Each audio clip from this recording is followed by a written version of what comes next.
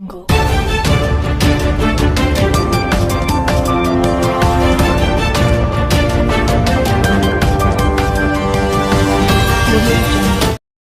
Times of Gujarat ન્યૂઝમાં આપનું હાર્દિક સ્વાગત છે.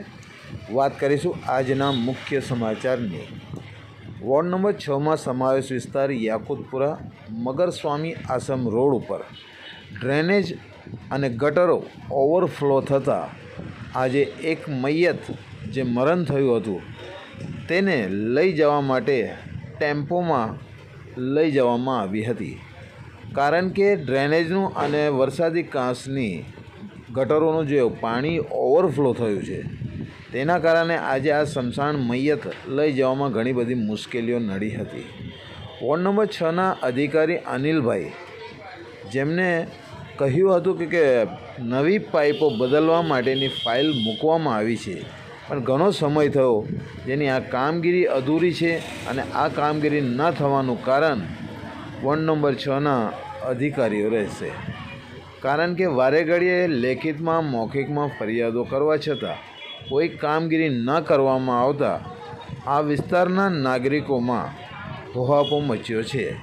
રિપોર્ટ શબ્બીર મુલતાની, વડોદરા, ગુજરાત.